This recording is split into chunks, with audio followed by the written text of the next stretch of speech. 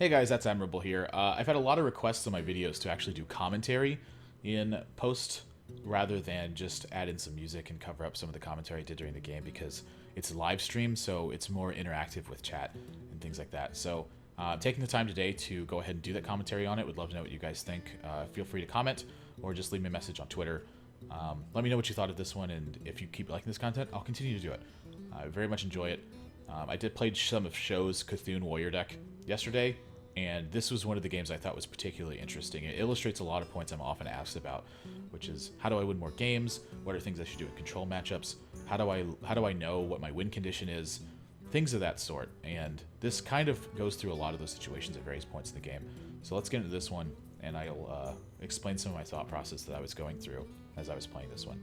So against Control Priest, I assume against Control Priest, this is a matchup where you kind of go one of two different ways. Number one, you try to grind their resources into the dust and win the fatigue battle with a large armor total. Or number two, you draw lots of cards and keep a lot of pressure on your opponent to answer every major threat that you play, lest one of them threatens to get significant value over a certain period of time. I tend to favor the card draw option in this one, especially with a build like this. We have Gorehowl, we have Cthulhu, we have Justicar, and we have Elise. So we have four pretty significant threats. I feel like we're going to be comfortable being able to force Entombs and things of that nature, and then follow up with Gold Monkey afterwards. And so that was kind of the route I decided to take early on by keeping the Acolyte of Pain in my hand. Normally in this situation, I'd probably mulligan for like Beckoner of Evil, Fiery War Axe, Executes. Executes very valuable against Priest. But I tend to favor the card draw effect. So we're going to start that very early with an Acolyte of Pain. If my opponent wants to force draws on me, we'll try to take advantage of that rather than use it to our detriment. So Shadow Word Pain comes out really early, and this kind of sticks out in my head as my opponent doesn't want me to draw cards. And so that's kind of a unique feeling to have when you're playing against a Control Priest, because it either speaks to inexperience or it says a lot about the deck build. And so now this Doomsayer gets played, and this is a really interesting spot to continue thinking about it. Obviously, we're never killing the Doomsayer here. It'd be foolish to invest a Shield Slam to take out a Doomsayer when Shield Slam has such enormous value at other points in this matchup, whether it be for tempo or just strictly for value by taking out a high value threat. But this is the real decision I have to make in the game, which is number one, do I want to draw cards and try to cycle to my very powerful effects and put that forceful, uncomfortable situation on my opponent, or do I want to try to grind all his resources into the dust? Now, given that there's two Entombs, and I assume there's two Entombs, there's very likely to be Elise in his own build, as well as some other powerful threats like maybe Ysera. I'm a little bit reluctant to not draw cards and try to grind the resources to dust, especially given my hand. Not only do we have the pressure from Cthulhu, Gorehowl, Sylvanas, Justicar, but we also have more minions in this deck than we typically would with Beckoner of Evil, Disciple of Cthulhu, and Cthulhu's Chosen. And so those, and the Ancient Shield Bearer, of course, with the Twin Emperor. The addition of those minions, to me, feels like I can begin pressuring my opponent and not really think too much of the card draws. Use the card draws to my advantage. So the question here is just whether we Ravaging Ghoul or Slam. In my mind, there's not really much of other decision. Ravaging Ghoul is a minion, so I probably don't want to throw it into the Doomsayer. It also activates Execute, very simple, and that's kind of what Slam is doing anyway, is activating Execute very easily, or helping you trade out with certain things. And given I have two Slams, I think it's way better to use Slam here. Even if I only had one Slam, I think it would be better. And Elise gets drawn very early, so this is playing right into our game plan. This is kind of a Jin draw right here, where it's almost exactly what we're looking for. I think Justicar works for the Duel next turn as well. I think Sylvanas would also have been an excellent draw, but Elise is kind of the perfect one, so very happy with this. So Auchenai and Power Word Shield. This will delay the Elise turn. Obviously, this is one of the major threats that Priest has, because they can keep your armor total so much in check, and it's a very difficult minion to deal with. But the Bran draw also would have delayed Elise. Having Bran and Elise is going to give me two maps to the Golden Monkey in this build, rather than just one, so it's an additional card, and it's more likely to actually get to Golden Monkey sooner. So that also is a very good draw on this one, and kind of a catalyst to this. And it would have changed the way my turn 6 worked, even if my opponent hadn't played anything here. So, Bran and Elise, very easy turn. Not think too much of it, but this is where the pressure really begins, and where drawing those couple of extra cards is actually kind of a benefit at this point. If I get to a Golden Monkey and I have 10 or so cards left, it's going to be really hard for my opponent to win that unless they already have the board taken from me. And given that we've seen Shadow Word Pain and Doomsayer, I'm guessing this is more targeted at aggressive builds than it is at long controlling builds. So Entomb on Elise, it's a little bit hasty, but given that I have two maps, I think my opponent felt a little bit of pressure to get their own Golden Monkey going. because that's one of the ways you can beat this matchup as well, is when it's Gold Monkey versus Gold Monkey. The player who can land theirs first on a relatively safe board can typically stay ahead after that, just because you're plowing out legendaries and your opponent maybe isn't plowing out legendaries yet. So that's sort of a big one. It's also first to note that that's the first Entomb that we've seen. So if we can force another Entomb, it means that Cthulhu and Twin Emperor are going to be extremely good. And it also means that we're actually able to play the Gold Monkey as soon as possible. And so Ragnaros gets dropped here. And obviously we have a couple different ways to answer Ragnaros, but this was the second thought that stuck out in my head, is that typically my instinct every time my opponent plays Ragnaros is to drop my Sylvanas. Now, there's a couple things that are working against this Sylvanas right here. And this is what I'm thinking about, is if I drop Sylvanas and my opponent just drops a minion alongside of it, there's a chance that my Sylvanas doesn't steal Ragnaros and steals a weaker minion instead. If I'm going to steal a weaker minion with it, I want it to be in a situation where my opponent feels very awkward about any of the minions they're giving up, rather than the Ragnaros versus another minion, where obviously keeping the Ragnaros is super beneficial to them. So when I have that fork in the road, I'm going to determine, I think, that killing Ragnaros a different way and saving Sylvanas for a better turn to create more board tension is likely a better play. And given that I have such a simple answer to Ragnaros in the form of the Slam and the Disciple of Cthulhu as well, it's also playing into our game plan of continuing to draw cards. Not only that, but we also just picked up Cthulhu. So if we can force anything with additional minion pressure, follow up with Sylvanas and Ancient Shieldbearer, we can likely get even more removal out of them, and maybe that opens a window for Cthulhu.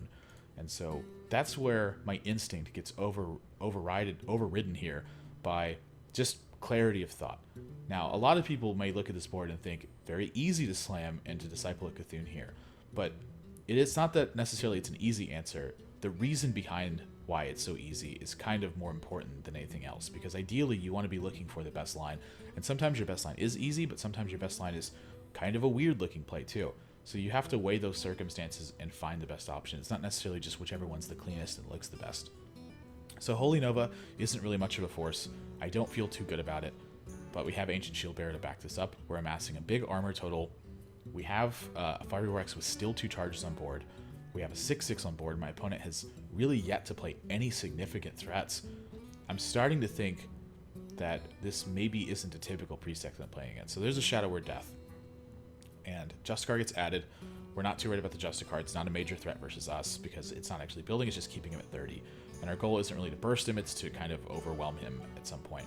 So this is a good turn to drop Sylvanas, and I want to talk about dropping this so fast, because against an experienced opponent that I knew was experienced, I wouldn't be dropping this so fast, because I think it would kind of give away the fact that I have another really big threat in hand. Given that we've seen Shadow Word Death and an Entomb, if my opponent uses either another Shadow Word Death or another Entomb, it means that there's only one left for this Cthulhu to be taken care of. And my opponent hasn't really drawn cards this game. They've kind of just answered everything I played. So that's a window of opportunity for Cthulhu to really apply a lot of pressure and keep the heat on my opponent. Not only that, but if we didn't have a major threat in hand, this Sylvanas almost certainly would not be getting dropped here. Number one, we have Shield Slam in hand, so if my opponent plays a very high value threat, say their own Sylvanas or a Ysera, we can play our own Sylvanas, Shield Slam, and offset that. Additionally, the reason to drop Sylvanas is to force removal so that you can follow up. And that's been kind of the entire process of this game, is getting to a point where we force something. So dropping this Sylvanas isn't as easy as just I have Sylvanas, I drop Sylvanas. It's our opponent has used Entomb, our opponent has used Shadow Word Death, there's only 2 copies of removal left, we have a Cthulhu in our hand to follow up with this. We see a second Entomb, and this is the best spot to drop Cthulhu here. Ideally, you don't want this getting entombed. So seeing the Entomb on the Sylvanas and then being able to follow up with this will force Shadow Word Death from my opponent. If there's no Shadow Word Death, we're in great shape to win this game. So second Shadow Word Death gets seen, and now our game plan has pretty much drastically changed. Now we're in a situation where we just want to keep our opponent occupied with the additional minions we have until we get to the Golden Monkey point. And Justicar's one of the perfect draws to do that with. Now we have the Justicar tank up rolling, so we have that fatigue pressure going as well, and we have ways to back this up with Cthulhu's Chosen. So at least Starseeker gets dropped from my opponent, and they drop a Doomsayer alongside of it. And I am thrilled with this. Doomsayer can create some really awkward spots for me if I only have one minion on board, especially like a high value minion, but the Justicar's already gotten its value. So to see 2 cards from my opponent starts to limit his hand size a little bit more. We can get better reads on what's going on. And then another priest turn happens where my opponent doesn't apply any pressure. So we feel very comfortable having low removal in our hand. We feel very comfortable playing minions and just continuing to try to chip away at our opponent's life, so we'll keep it in check. And again, until we find that golden monkey point, it's going to be very hard for my opponent to actually get pressure on me because of these small additional threats that we have. And so we see them just continue to take it slow, and we take advantage of this. Gorehowl, not an exciting draw, but certainly when I want to draw before I draw the golden monkey, having the Gorehowl on board means that we'll have access to removal in the event that we actually draw golden monkey and have that pressure going. So they draw their own map at this point, and now it's kind of a race to get to that golden monkey. So I'm a little bit uncomfortable here, but then I rip a golden monkey. So again, instantly played. Think about how instantly these golden monkeys are getting played. It's not as simple as I have golden monkey, I'm going to play golden monkey. It's that we've set the game plan up this way. We drew the Gorehowl so we have access to removal. We wanted to power cycle to the golden monkey to get these extra legendaries. We've already used Sylvanas, we've already used Justicar, we've already used Cthulhu. There's not really much else to use besides Twin Emperor and another Ancient Shield Bearer, which am I really concerned with the armor total at this point? Just get the pressure rolling from legendaries and try to push my opponent out of the game. Again, this was our major win condition after we forced so much. In this position, there's no Shadow Word Deaths, there's no Entombs left in my opponent's deck. How do they actually deal with this? And so Brand and King Mukla here, it's a great combo to actually burn a card here, but I'm trying to think of a critical card I want to burn. And so because of that, what I'd actually rather do is time the Brand and the King Mukla to work where I fill his hand with 4 bananas and burn a card, and then make it a little bit awkward for him where if he wants to control his hand size, after either he has to play something that he's been holding on to and wants to hold on to for a specific situation, or he's just going to have to increase the size of my minions. And so both of those situations feel a little bit better to me.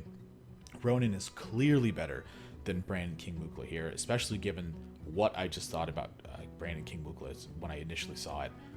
And Harrison Jones gets drawn in the Gorehowl, so there's no more removal being had this game, but we have such a big board lead that I feel like this is an okay spot to be in. And they just continue to heal. And then the flash heal here looks really weird. I mean, my opponent's at 28. And other than that, though, a really weak turn. So I'm not really sure what the flash heal means. I mean, it could just be kind of a panic because my board has been so strong here. But this is a point where I can just continue to choke my opponent and not really think much of it. This could have been a very easy Tyrion on this play, but Tyrion's going to be strong at any point in here. It's like the ideal minion you want to draw with Golden Monkey, but this was a spot to fill his hand up with 4 bananas, try to burn an important card, and make it awkward for him to control his hand size at this point. It's very clear he's holding on to something that he doesn't want to get rid of just yet, and so I think it's important to be trying to take advantage of that at every single point. And so clearly a very troublesome situation for my opponent. I mean, not really too much to be said about how troublesome of a situation this is. So second flash heal comes out, and then a coin happens, and then a Yogg-Saron happens, and I'm like floored by the fact that my opponent has Yogg-Saron. I don't really understand it that much. So just kind of see where this rolls. You know, this is the point where you kind of hope and pray that everything goes right. So mulch on the Golden Monkey, don't really care about that. Another flash heal, not really mattering. Secret's a little bit troublesome. I mean, we have a lot of high value stuff in hand.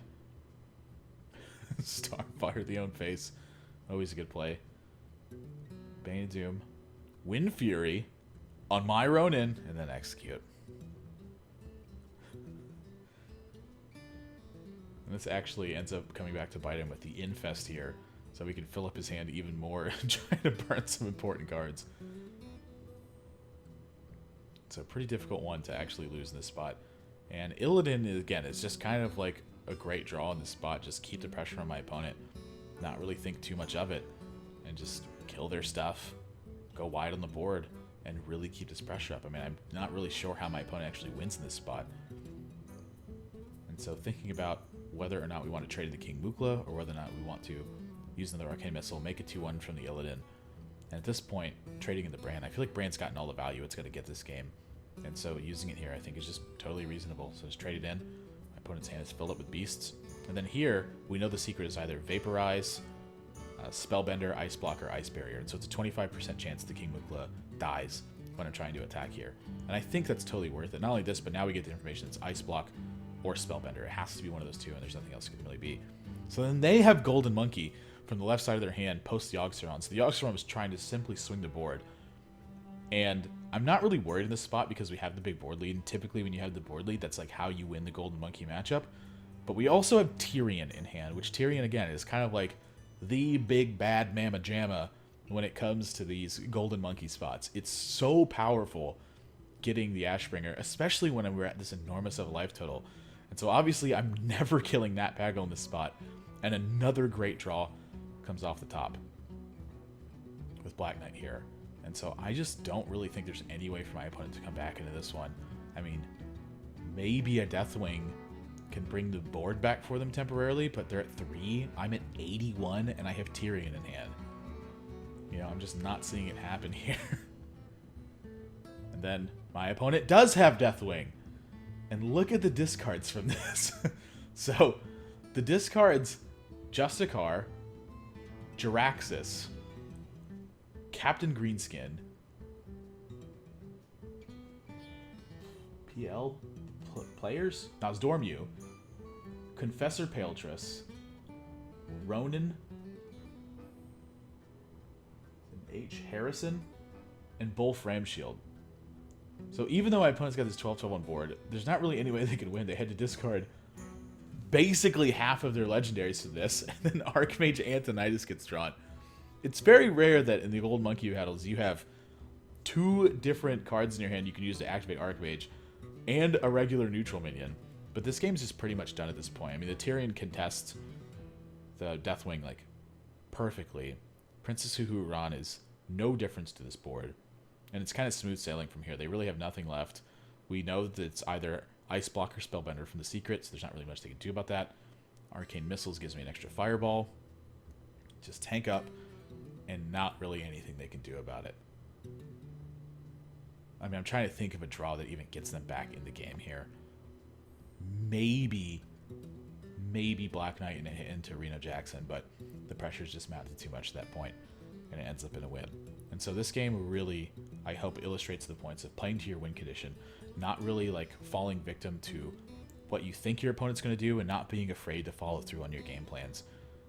You know, typically Priest versus Warrior is pretty heavily favored for Priest, but if you can force the removal spells from them in uncomfortable situations, you can eventually get something to stick to the board. And that's sort of the power of aggression, putting your opponent in uncomfortable spots that they have to use resources in ways they don't anticipate using them. Thanks for watching the video. Make sure you follow here on YouTube for more weekly content.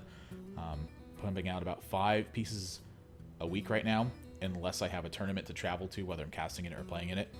You can watch me live on Twitch 12 to 6 p.m. Pacific, Monday through Friday, again, unless I'm traveling for an event. And you can also follow me on Twitter at everything is at ThatsAdmirable. Super easy to find. Leave a comment below. Let me know what you thought of this video, if you like the music or if you like the commentary for it done in post. And I'll see you next time.